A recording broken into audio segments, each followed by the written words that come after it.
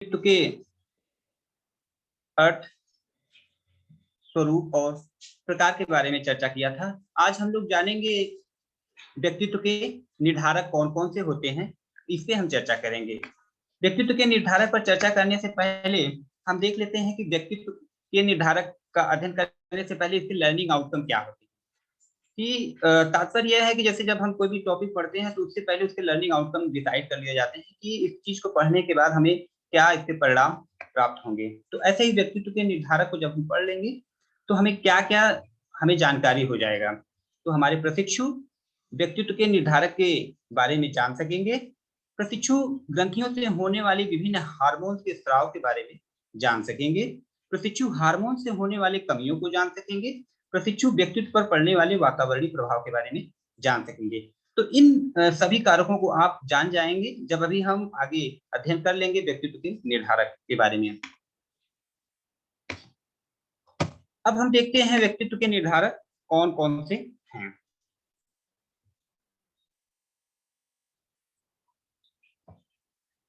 जैसा कि हम जानते हैं व्यक्तित्व शब्द पे चर्चा बहुत पहले से ही किया जा रहा है। व्यक्तित्व के निर्धारक से तात्पर्य वैसे कारकों से होता है, वैसे फैक्टर से होता है जिससे व्यक्ति का विकास प्रभावित होता है। जैसा कि विभिन्न मनोवैज्ञानिकों और शिक्षा शास्त्रियों के द्वारा इसके प्रभावित करने वाले कारकों पर अध्ययन किया गया और कुछ ऐसे कारकों के बारे में बताया गया जो व्यक्तित्व के विकास को प्रभावित करते हैं। कुछ ऐसे कारक होते हैं जिससे व्यक्ति का विकास प्रभावित होता है।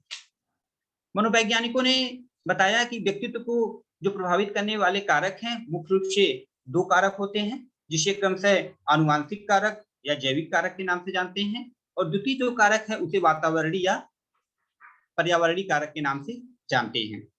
आनुवांशिक कारक क्या होते हैं? आनुवांशिक कारकों से तात्पर्य वैसे कारकों से होता है जो व्यक्ति में जन्म से या जन्म से पूर्व मतलब 9 माह पूर्व ही मां के गर्भ में ही प्रभावित करता है, और वातावरणीय कारकों से तात्पर्य उन कारकों से होता है जो बच्चे के जन्मोपरांत मतलब जब बच्चा जन्म ले लेता है उसके बाद बच्चे को प्रभावित करता है। ऐसे कारकों को कहा जाता है वातावरणीय कारक। तो आइए हम देखते हैं कि कौन कौन से ऐसे फैक्टर्स हैं जो व्यक्ति को प्रभावित करते हैं। तो सबसे पहले हम अध्ययन करते हैं जैविक कारक या आनुवांशिक कारक कौन कौन से हैं जो व्यक्ति के व्यक्तित्व को प्रभावित करते हैं। तो अगर जैविक कारक या आनुवांशिक कारक की बात किया जाए तो सबसे पहला कारक है शरीर संरचना एवं शारीरिक स्वास्थ्य। ऐसा माना जाता है कि व्यक्तित्व के निर्धारकों में शारीरिक संरचना और शारीरिक स्वास्थ्य का बहुत ही महत्वपूर्ण प्रभाव पड़ता है। व्यक्ति की शारीरिक संरचना से तात्पर्य व्यक्ति की प्राणी की शरीर के रंग रूप कद काठी और उसका शारीरिक गठन कैसा है। जैसा कि पिछले दिनों हमने चर्चा किया था व्यक्तित्व के प्रकार के बारे में कि अलग अलग मनोवैज्ञानिकों के द्वारा व्यक्तित्व के प्रकार को अलग अलग ढंग से परिभाषित किया गया। जैसे फेल्डन ने 3 प्रकार बताए थे, इंडोमॉर्फिक, मेसोमॉर्फिक, एक्टोमॉर्फिक। क्रेसनर ने 4 प्रकार बताए थे, पिकनिक, एस्थेनिक, एथलेटिक और डायप्लास्टिक। इसी आधार पर आनुवांशिक कारकों में भी कहा गया है कि व्यक्ति की जो शारीरिक संरचना होती है, शारीरिक गठन होती है, रंग रूप कद काठी जो होती है वह व्यक्ति के व्यक्तित्व को भी प्रभावित करती है।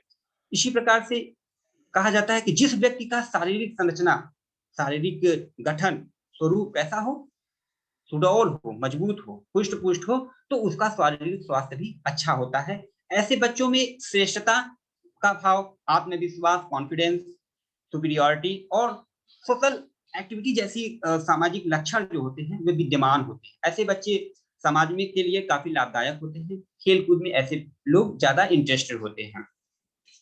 और अगर हम शारीरिक संरचना और शारीरिक स्वास्थ्य की बात किया जाए तो ऐसा माना जाता है कि जिस व्यक्ति का शारीरिक गठन सुडौल होता है उसका शारीरिक स्वास्थ्य भी अच्छा होता है, और इसके विपरीत जिस व्यक्ति का शारीरिक संरचना, शारीरिक गठन अच्छा नहीं माना जाता उसका शारीरिक स्वास्थ्य भी कमजोर होता है। शारीरिक स्वास्थ्य कमजोर होता है और ऐसे व्यक्ति ज्यादातर बीमार या विभिन्न प्रकार की बीमारियों से ग्रस्त होते हैं।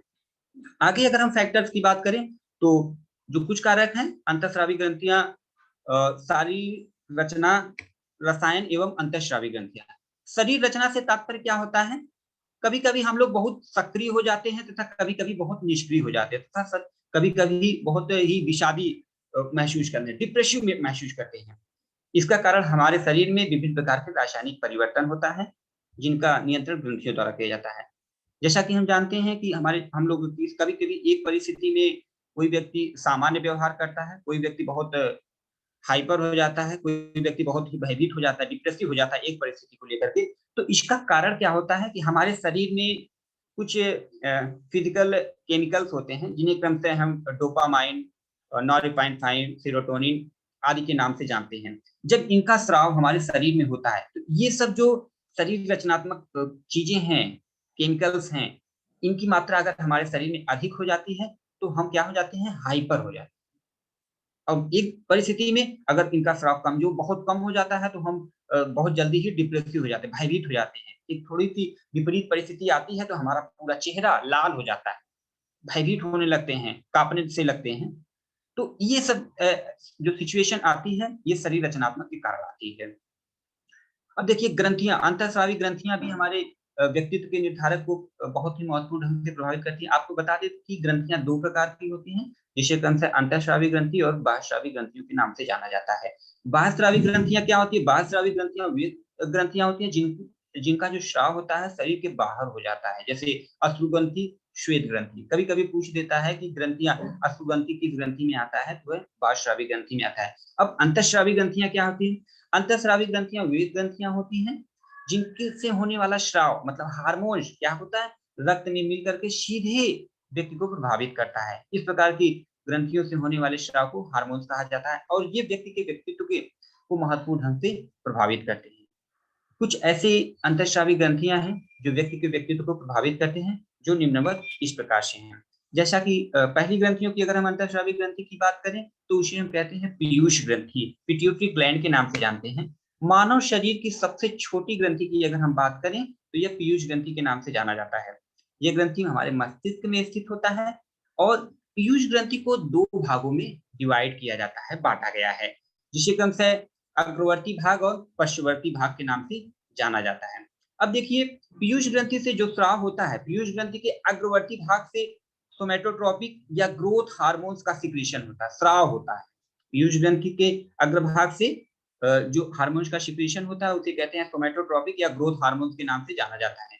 इस हार्मोन्स की कमी से क्या होता है, व्यक्ति बौना हो जाता है। अगर ये हार्मोन, सोमेटोट्रोपिक हार्मोन्स या ग्रोथ हार्मोन्स का सिक्रीशन शरीर में ना हो, तो बच्चा बौने या छोटे कद का हो जाता है।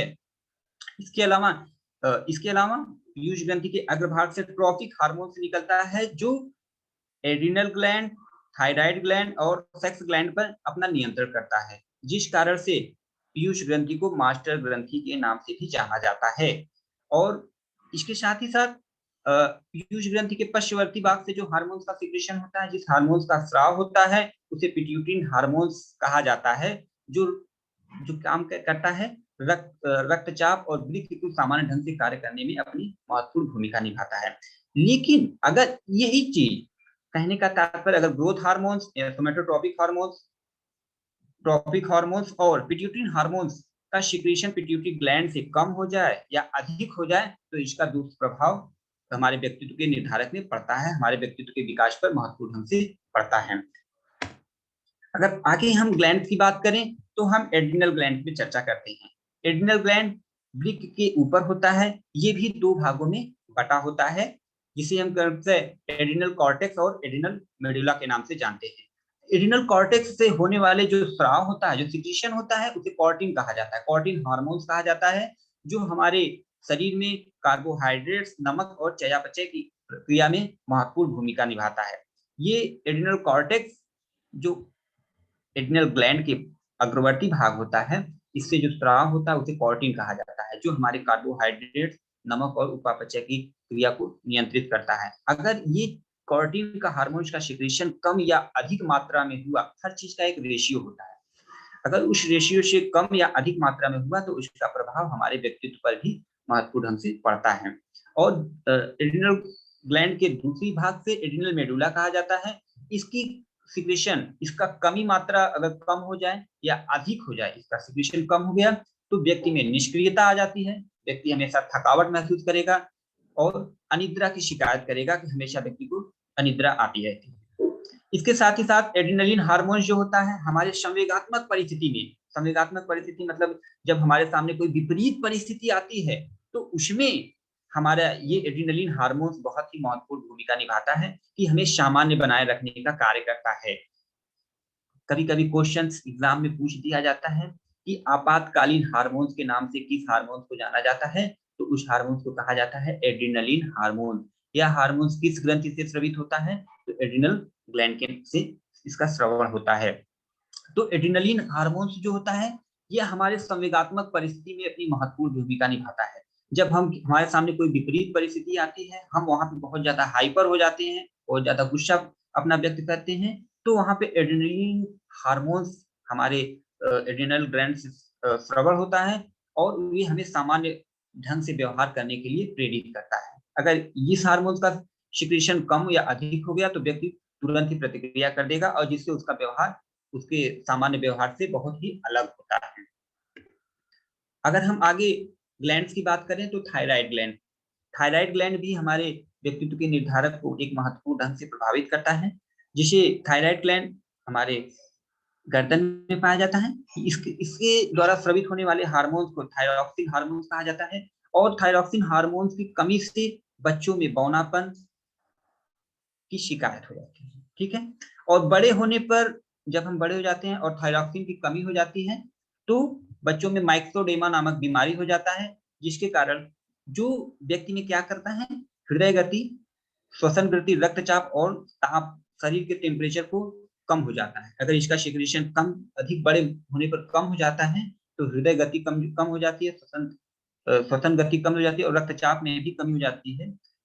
इसके साथ ही साथ अधिक क्रियाशील होने पर क्या हो जाता है, जब इसका थायरॉक्सिन हार्मोन्स का सिक्रेशन अधिक हो जाए तब क्या होगा, हाइपरथायरॉयडिज्म के नाम से जाना जाता है और इस परिस्थिति में व्यक्ति अधिक जोशीला हो जाता है, सक्रिय रहता है और उसके स्वभाव से चिड़चिड़ापन हो जाता है। सामान्य परिस्थिति में भी वह एकदम अपने सामान्य व्यवहार से अलग व्यवहार करने लगता है, गुस्सैल प्रवृत्ति का हो जाता है और सामान्य परिस्थिति में भी वे अपने सामान्य व्यवहार से अलग व्यवहार व्यक्त करने लगता है। आगे का जो ग्रंथि है उसे हम कहते हैं पैराथायराइड ग्रंथि। पैराथायराइड ग्रंथि थायराइड ग्रंथि के बगल में होता है।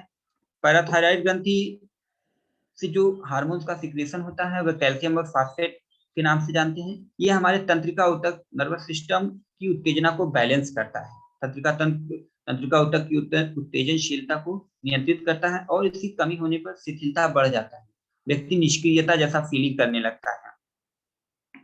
आगे की जो बात है पैंक्रियास ग्रंथि, जिसे अग्न्याशय ग्रंथि के नाम से भी जाना जाता है। इस ग्रंथि का स्थान आमाशय के नीचे होता है। इस ग्रंथि से जो हार्मोन्स का सिक्रेशन होता है, स्रवण होता है, उसे क्रमशः इंसुलिन और ग्लूकागोन के नाम से जाना जाता है। कभी कभी क्वेश्चन पूछ देता है कि पैंक्रियास ग्लैंड का से किस हार्मोन्स का सिक्रेशन होता है, तो इंसुलिन और ग्लूकागोन। ये इस हार्मोन्स के द्वारा जो स्रवण होता है इंसुलिन और ग्लूकागोन, ये क्या करता है, रक्त में चीनी की मात्रा को नियंत्रित करता है, शुगर को बैलेंस करने का कार्य करता है। रक्त में चीनी की मात्रा कम होने पर क्या हो जाता है, व्यक्ति भ्रम और विभ्रम की स्थिति उत्पन्न हो जाती है और व्यक्ति भ्रम और विभ्रम में अंतर करना भूल जाता है। अब भ्रम क्या है और विभ्रम क्या है, यहाँ पे एक प्रश्न उठ जाता है, भ्रम और विभ्रम क्या होता है।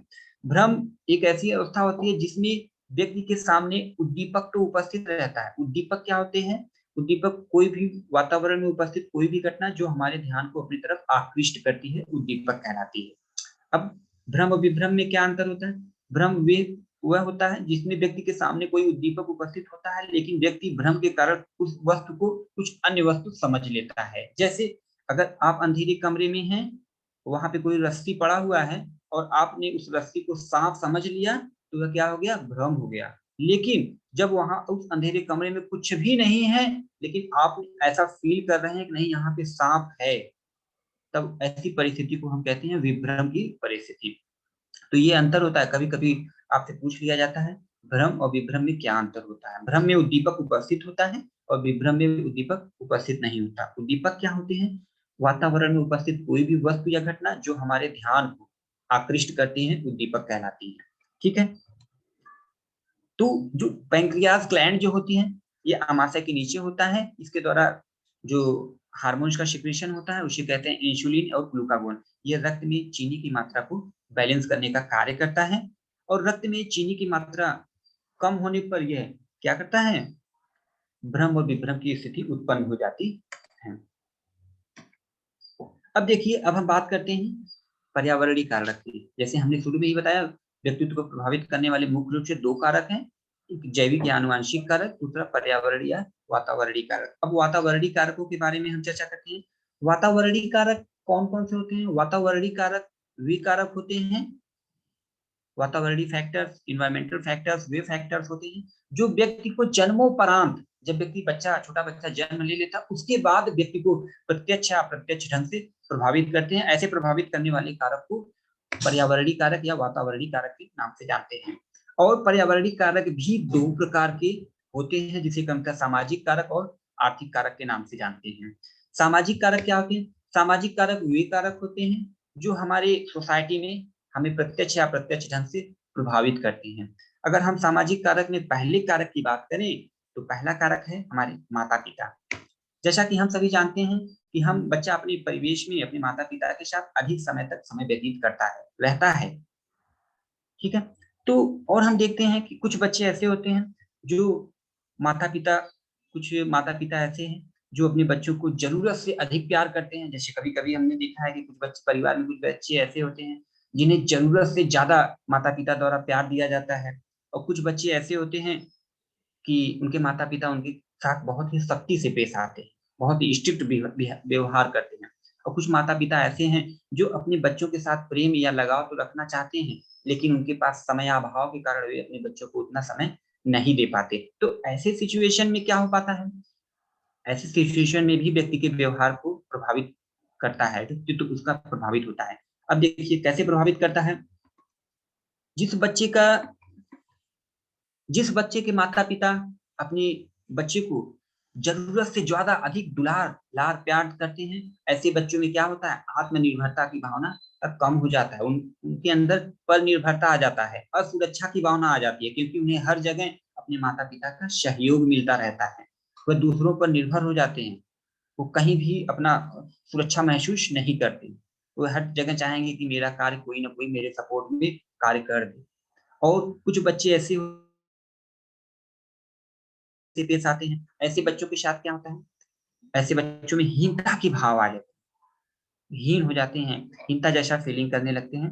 वे चाहते हैं, वो आत्मनिर्भर तो होते हैं, और ऐसे बच्चे समाज के साथ जल्दी अच्छे ढंग से समायोजन नहीं स्थापित कर पाते, क्योंकि ऐसे बच्चे थोड़ा सा सोसाइटी से हट के रहते हैं, क्योंकि जगह जगह पे माता पिता द्वारा उनका तिरस्कार किया जाता है, स्ट्रिक्टली बिहेवियर उनके साथ किया जाता है।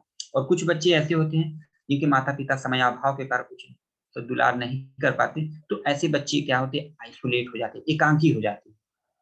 तो इस प्रकार से सामाजिक कारकों में माता पिता का व्यवहार भी बच्चों के साथ कैसा है, ये भी हमारे बालक के व्यक्तित्व को महत्वपूर्ण ढंग से प्रभावित करता रहता है।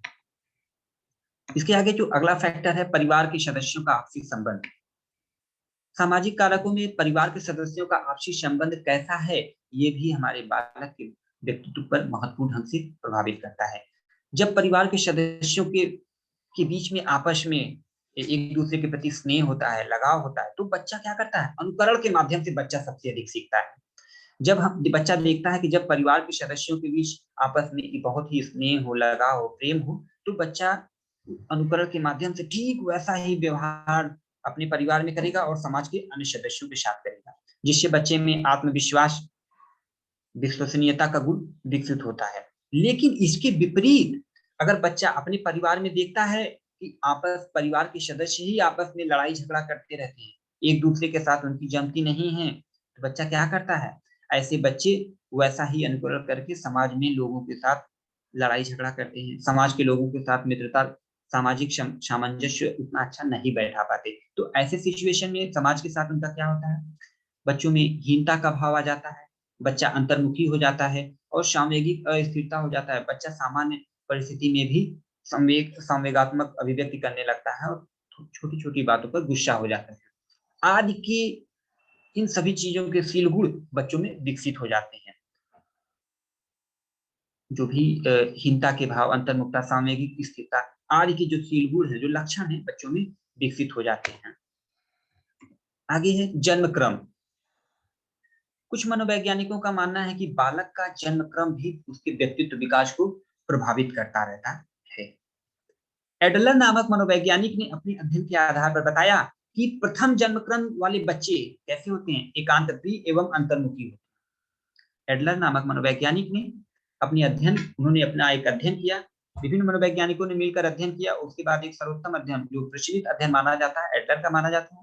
उन्होंने बताया कि परिवार में जन्म लेने वाला प्रथम बच्चा एकांत प्रिय एवं अंतर्मुखी होता है और सबसे अंतिम जन्म क्रम वाले बच्चों में हीनता का भाव विकसित होता है तथा आत्मविश्वास और आत्मनिर्भरता की कमी होती है। परंतु उन्होंने साथ ही साथ बताया मध्य क्रम जन्म क्रम वाले बच्चों में आत्मविश्वास और अहम शक्ति अधिक होती है।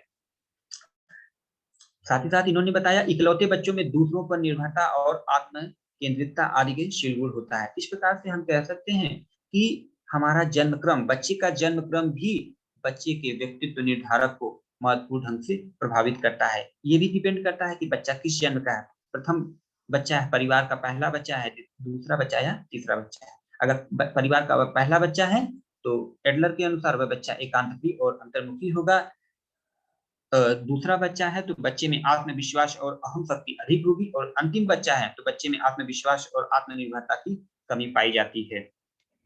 और इकलौते, जो बच्चे परिवार के इकलौते बच्चे होते हैं, ऐसे बच्चों में दूसरों पर निर्भरता और आत्म केंद्रितता आदि के शीलगुण बच्चों में पाए जाते हैं। अब देखते हैं स्कूल का प्रभाव एवं पास पड़ोस का प्रभाव बच्चे पर किस ढंग से पड़ता है। जैसा कि हम जानते हैं कि बच्चे अनुकरण के माध्यम से सीखते हैं।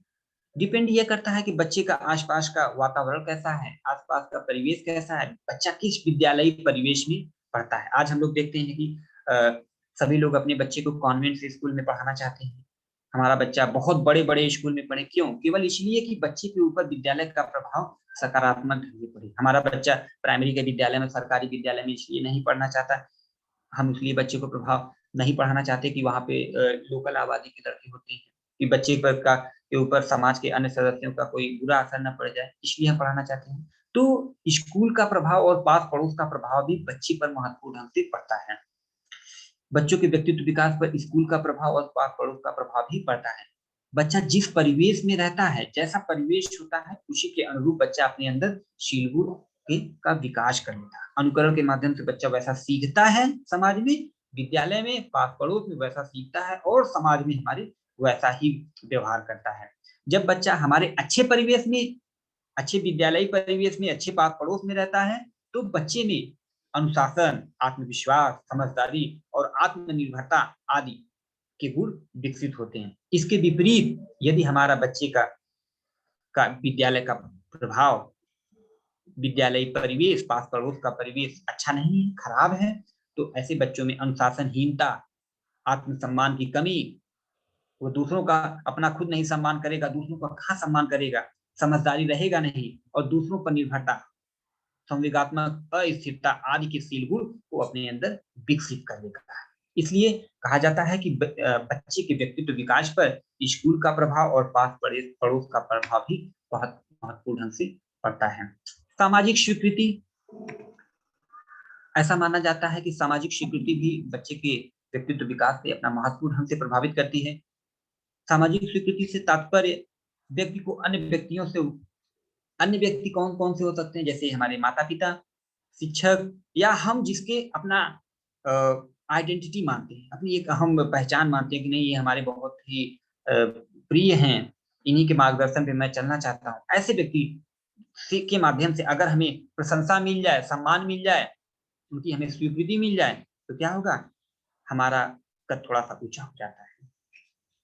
जब व्यक्ति को उनसे सामाजिक स्वीकृति प्राप्त होती है, किस व्यक्तियों से? माता-पिता से, शिक्षक से, हमारे आदरणीय जो हैं, जिन्हें हम अपना आदर्श मानते हैं, उनके माध्यम से हमें स्वीकृति प्राप्त हो जाती है, तो उन बच्चों में आत्मविश्वास, नेतृत्व, श्रेष्ठता का भाव आदि के शीलगुण विकसित हो जाते हैं। जैसे अगर माता-पिता के द्वारा ही बार-बार आपको कहा जाए कि नहीं, मेरा बच्चा बहुत अच्छा है, पढ़ने में बहुत अच्छा है, बढ़िया व्यवहार करता है, लोगों का सम्मान करता है, तो निश्चित रूप से आप दूसरों के साथ अच्छा व्यवहार करेंगे।